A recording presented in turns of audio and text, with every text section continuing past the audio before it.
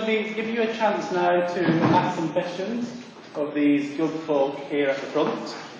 I'm going to start off by answering some of the questions that I've been asked over lunch, because I've been asked the same thing a number of times. So I'll kick off by trying to answer those questions. One of those is, will we pay for FNP and health visitors? So will we pay for family nurses and health visitors? What is the Big Watch Fund's policy on this? What I would say to you is, were the health visitors and family nurses are already in place and are statutory funded, Michael, you could join us up here, thank you. And statutory funded, we won't replace that funding. If you want to extend and develop those initiatives, FNP and health visitors in your area, then yes, you can use our funding for that. That's clear? We've been asked a number of questions, and I'm aware there's a bit of confusion around what documents you need to send us by the 3rd of January. Three main documents. Number one, your application form, completed. Number two, the partnership agreement, an example of which is on our website. And number three, a document, and I think this is where some confusion may exist, a document, let's call it a business plan, let's call it an evidence plan, is one single document, whatever we call a project plan, which sets out all the requirements of the project, which incorporates some of the stuff that Dartington are doing with you with the strategy, and some of the requirements are set out in the application form guidance. Return to the application form guidance. Within that is a document with some guidance which sets out what we expect to see in that document, including the evidence-based plan that Michael and SIU are working with you, including a whole range of other things that you might want to stick in appendices like understanding of risk, etc. It is there in the application form guidance. We will reissue that by the close of this week to all sites, so that it's absolutely clear what the collateral you need to send us by the 3rd of January is. Okay. I think there's also, and I think certain knowledge is something that we've probably not got quite right. There's very good integration between ourselves, Big Lottery Fund and SIU. Mike and I speak at least twice a week. But probably where we missed the trick was with your site managers and our funding officers. So for the first time today, while you've been hearing from the Warwick Consortium and from London School of Economics, your site managers and our funding officers have been in a different room, making sure that all messages and all things align. So apologies, there's been mixed messages between the two in the early stages. I hope we're over that teething problems now, and I hope that we'll align messages from now on. Another question I have been asked, not so much getting an issue, is we focused a lot today on outcomes around social and emotional development, and of course that's right, it's an important part and a critically key part of our programme, but that isn't to neglect the other aspects of the outcomes of our programme, diet, nutrition and language and communication. And one of the people that is always in my ear about this, very lovely Naomi Eisenstadt, and I'd like to ask her to offer her reflections of the role, particularly language and communication, diet and nutrition in this programme. Thank you, Andrew. I'd like to say about both. Something earlier. Right. This is the social class gradient in the UK. This is the social class gradient in Sweden. So where inequality is greater, you get more slant. These are poor people, these are rich people. So on language development, the children in this group will have poorer language development. They will also have poor attachment. They will also have higher rates of obesity and poor diet. And that's why we ask in your application to do all the data on the poverty levels in your area.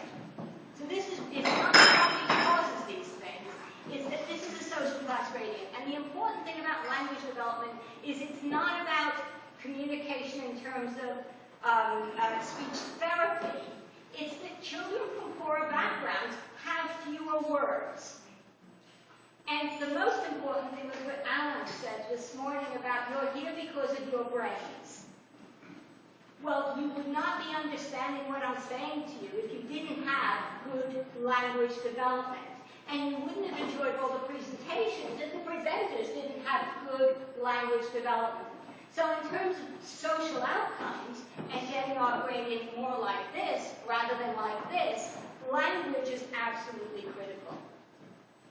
Absolutely critical. And this is where, you know, we like to do what Jack said, which is close the gap. I'm very pessimistic, but narrowing the gap would be really, really good. And if we understand that this bit is very important, which is basically what George was talking about, but that this bit is also important, and if we want measurable outcomes on all three, we have to be thinking about this group, not just that group. That's all I want to say. Thank you, Naomi. It's 20 minutes to beer o'clock for me, so I shall take some questions from the floor. Just please, one question this time, because my memory is not that good. That's something happened in my first years. I won't be able to remember one question at a time. So, anyway. Just like to say how exciting all this is, and it's brilliant all this money's being put into intervention. I do have a concern that at the end of the thing, 10 years' time, that we need to know what's worked and what hasn't worked. And I'm just a bit concerned that the design of having each area choosing its own package may not, with fairly small numbers for evaluation, may not lead to that. And I'm wondering if you're going to consider having a common core of interventions between all the areas. Michael, do you want to speak a little bit about what work that you're doing? Yes, I mean, we will. Two things. First of all, we think it's really important that the sites select what they want to do, because that extra ownership will make a difference to the outcomes in the longer term. It is a bit of a pain from an evaluation perspective, I understand that. On the other hand, we will be providing some constraint in the sense that we will be providing them with a clear guide of, first of all, from the science base, the likely most effective locations for innovation. And secondly, from the evidence base, those activities that appear to have beneficial outcomes. So we won't just be saying, here's a group of things that work and here are a group of things that don't work. We'll be saying, here's a group of things, and the evidence seems to show that these things are more effective than these things. We'll be asking sites to get a balanced portfolio. They might be looking to have some high-risk things in there and some low-risk things in there. That would be a sensible thing to do. They might want to have some public health, universal-wide, and some focused activity, etc. That would be a sensible thing to do. In essence, as in Ireland, when we were doing the work there, you will probably naturally find some core elements will emerge from that kind of process. But the mechanism as it's set up is very much to allow sites to come to that conclusion for themselves. You won't try and encourage these core ones that we think will probably work. And I certainly agree with trying things that may or may not work, and innovation and all that, that's terrifically valuable. But I'm concerned that for evaluation we need a core group. Because there could be about 20, 30 different interventions and 5 sites. We won't have the power to evaluate it. Yeah, well, I mean, I think there is definitely that problem. The other aspect, though, you have to put against this is, what would the core be? And, you know, these three guys over here, there are slight moments in the universe when they agree with each other. So, you know, coming to that agreement is really They have to come, to the light and sweat came out. That's not good. It's a good point. Okay, thank you for that. We're going to take another question. Yes. Do you want to get a microphone, Steve? That works, thank you. The research and evaluation is very exciting for us, and to do it well, we're going to have the resources and the commitment on site to collect the data routinely. Therefore, we need to account for that in our application for funding. So, it would make sense that we all have something similar around that, and we're not double counting. And I guess it's going to be some guidance on the essentials that you need to cover on your site for this work. Sure. In the first point, yes, there's a cost associated with putting your application, of course. That's a no-brainer. Of course, you can do that. In terms of specific guidance that we want to push out, we'll work with Jane, and if there's anything particular to push out to you regarding that, we'll disseminate it. Any more? You all want to be like I do.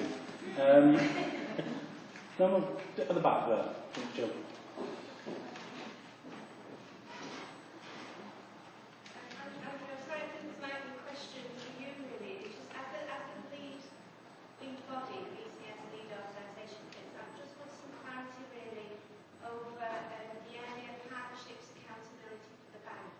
Sure. And if we go down the path of if we're successful and the lottery money forms part of our bank account, and our area partnership is accountable for the bank account, where does that leave voters to lead?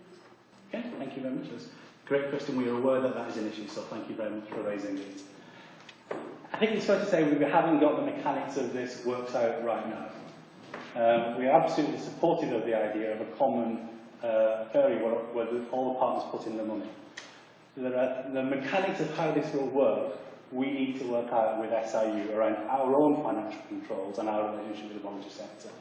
So we have a plan in place to resolve that, to answer that question by the end of October, by Michael and myself and the teams and our various ways working together and looking at them. We support the principle, we've got to work out the mechanics and the mechanism of what this works and how it will do it.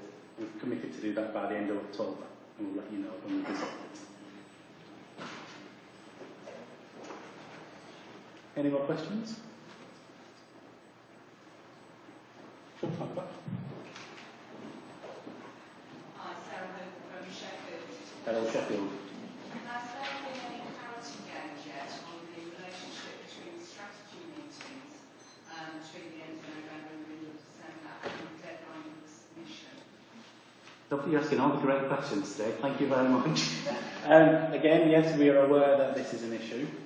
We made aware in the last week or so this is an issue where the timing of the well-being profile data, which feeds into the strategy workshop, and the strategy workshop's been delivered over a space-time, is pushing up against the application deadline. That's your question, isn't it? Yeah? We're aware that that's an issue. We are working with Dartington to try and resolve that, to look at how we can reprofile some of the activity within the plans between now and December to resolve that problem. If we can't do that, we'll come up with another solution and we'll come back to you. We're aware that there is some tension around the timeline and some of the activity taking place in late November and December. So we heard it, we're aware of it, and we're having conversations with Dartington about it.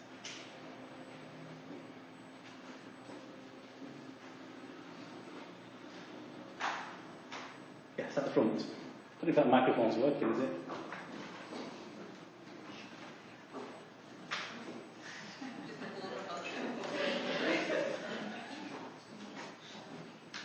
Yeah, okay.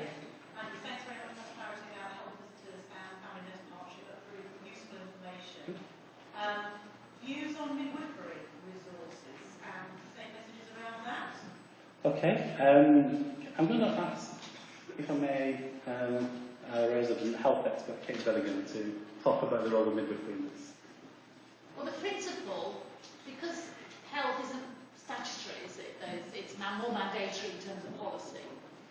So it was easier with the health visiting the FMP to say it's the policy that tells you how many more health visitors you need.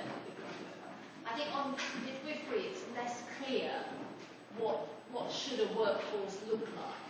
And you don't have workforce targets for midwifery, do you? Do you? You do have workforce targets. Regional targets, yes. You tend to be working towards a ratio of the number of Ratios, okay. So I think that's one that we need to have a look at, because I think the principle is that big lottery isn't there to fund what you should be doing anyway. But we know that the birth rate has gone up and there are midwifery shortages. So you will be thinking about increasing midwifery, your number of midwives to do it. So I think the principle would be there that there should be one, but maybe we need to look at some ratios of what to do. Vanessa in the corner is taking notes of things that we need to come back to you on, and we'll put them in with you. No, it's not an answer to the question, actually. Okay. The point is that one of the things we're thinking, like we hope to do anyway, is to go for a completely different model of how midwifery services are delivered. Now we know that will mean probably a more expensive model. So I suppose my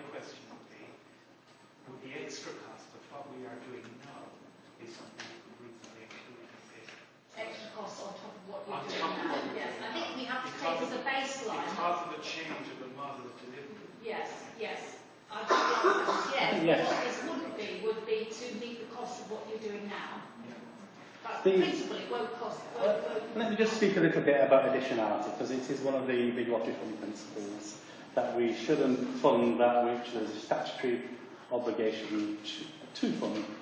But you know what? It is not a science. For all the talk about science today, it's actually an art. Working out where there's some cases where it's very black and there's some cases where it's very white. But most of it in the middle is grey. And what I would say to you is have a conversation with your funding officer, with your Dartington support officer, early on in these things to work through and judge where the grey lies. We'll come back to your position on midwifery, but I would encourage you to talk to your funding officer, talk to your Dartington support person to work it through. And there's no right, with very few exceptions, there's no right and wrong answers here. And with state changing all the time, it gets even more complicated and even more blurry. So art rather than science, recognising the grey and talk to us about your specific plans. Andrew, can I? Sorry. Sure, Naomi. Just very quickly, one of the things that you have to think about isn't just what the lottery will or will not fund. What we need to think about, is scalability and the future. Because if it's too much additionality, there is no way it would be sustainable. And there will no way it would be scalable. So there is no point in us putting millions into one locality that, even if we demonstrate it's absolutely brilliant and does wonderful outcomes, we could never afford to do it anywhere else. So I think that in looking at, certainly I would be looking at that in terms of your applications. You know, there's a yes/no on what the lottery is legally allowed to fund, what the judgment call is, but there's also the issue about scalability and sustainability. Thank you. Any more questions? Can I go to somebody? Can I just try somebody else? And if nobody sticks their hand up, then I'll come back to you, sir. I want to give other people a chance. Yeah. Have you had a go? You've had a go. Don't try that to me. Jill, can I go to the back over here? Thank you. Hi there. Can I ask about system change, one of the key measurables, and both times that it's been referred to today, it has been purely talked about in financial terms, and I don't want to, by any means, say that the financial system change is not absolutely fundamental to what we need to achieve.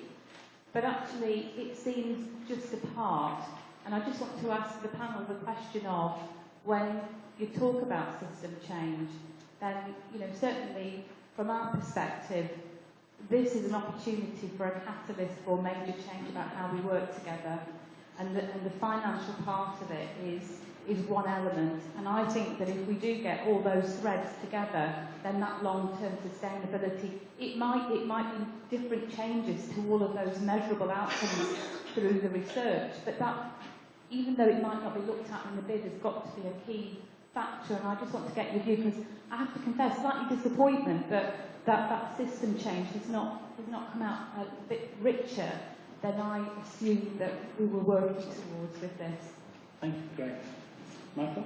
Yeah, that's a very good question, and I only had 10 minutes, so I was kind of slightly misleading on it probably. First of all, system change is much more than shifting money. And if you're shifting money, there's a whole bunch of system change things you have to do around that, around workforce, training, support, getting the right people to the right places, etc.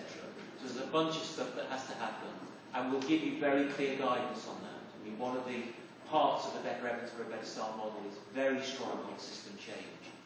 But when we come to measure it ourselves at the end, the clearest metric, the clearest indicator, is the change in the budgets of the individual systems. But that's not the end, it's the metric, it's the indicator of how much has happened. But lots more has to happen as well, and we'll give you very good guidance on that. George, you want to say something? Yes, the key system change that I would think that we're looking for is the shift to prevention. At present, the normal system in local areas is that things go wrong in families or with children, and then somewhere the system picks up the things that are going wrong, and in some cases provides resources to support those families after things are going wrong. That's not primary prevention. And what we're looking for is a complete transformation to a system of primary prevention, which means getting in before things go wrong, and having a system that is designed around supporting families in advance of the difficulties arriving, and then supporting them through an outcome that hasn't gone through those many different types of difficulties, whether it's the difficulties of wrong diet or consumption of alcohol, smoking in pregnancy, failing to speak sufficiently to a child, or failure of the mother to attune to the baby. So Michael is right. Part of the way that will show up is that we'll be putting money into different services in a different way from the way we've done it before. But if we haven't carried out that fundamental transformation from reactive to proactive, then we won't have made a true system change. Thank you. We've got time for one or two more questions. I will come back to you, sir, if there's no other hands, but one or two more questions. No, it's back to you, sir. Okay, mine was just a response to what Naomi just said. I think even, I mean, it is the case that even if we do change the system so that we do use existing resource expenditure more effectively, even if we shift the change from investing later in managing problems with children rather than investing in prevention, we're also aspiring to making the case for a greater investment in children. Shouldn't we also be looking for models of delivery and indeed things like our midwifery change, that if we can show that for a smaller extra investment, we can make a big difference in outcomes? Surely we should be using this whole experience as part of that too, not just about looking at what systems changes are necessary, what changes within the current budgets available to children are, but actually we should be aspiring surely to make the case to society at large about increasing investment in children. George, you want to? Yes. I'm sure she'll correct me if I've got it wrong, but I think what Naomi was expressing was a political reality. There's no doubt if you're talking to either national or local politicians at present, that there is almost a complete absence of anyone who's interested in a discussion about spending more in this area. But I have to say, as a personal opinion, I totally agree with you.